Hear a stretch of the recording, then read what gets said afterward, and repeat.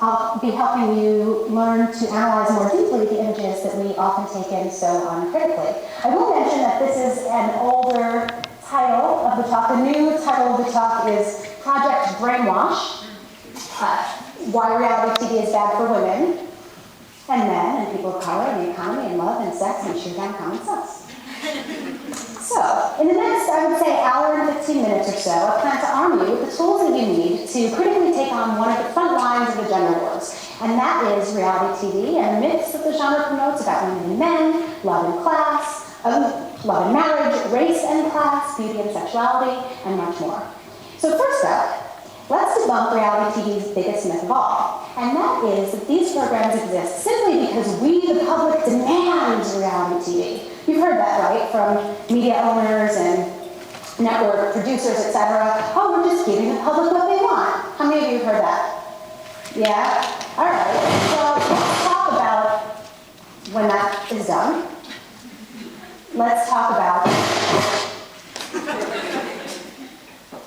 Should I do interpret dance? Is that... Okay.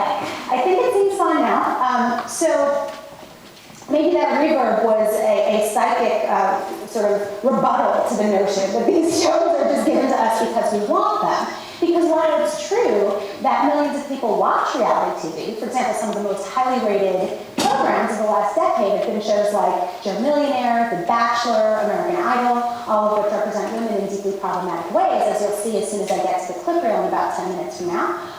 But to understand representations of women in this genre, and in media in general, the first thing you need to know is that the main purpose of TV programming is not actually to entertain, engage, or inform us. The main purpose is to make profits for the tiny handful of mega-merged media conglomerates that own the vast majority of media outlets and control the bulk of what we're given to see, to watch, to read, to hear in TV, newspapers, magazines, radio, movies, billboards on the side of the road that tell us which TV, newspapers, radio, etc., video games to buy and listen and watch and play are all owned by the same handful of 6 or 7 or so mega-merged media conglomerates.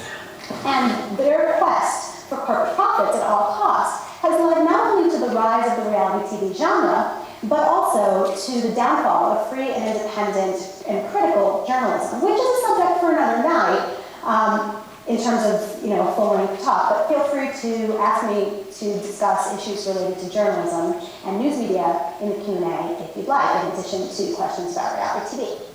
But getting back to media economics, the key to media profits is advertising, which generates about $70 billion in revenue annually for media companies. And this massive income stream comes not only from traditional commercials placed in between the content of programming, but also increasingly from product placements within the content of our favorite shows. Mark Burnett, who created Survivor and The Apprentice, told a Hollywood Reporter that product placement is, quote, a very good business move because it offers, quote, a great opportunity for sponsors to have more control over content.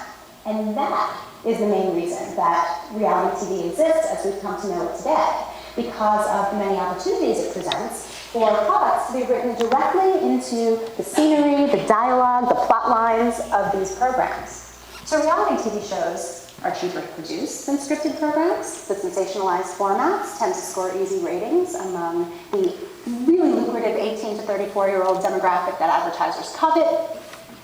And they generally can generate hundreds of thousands, sometimes in certain cases millions of ad dollars from integrated sponsors before one traditional commercial is ever even sold. So that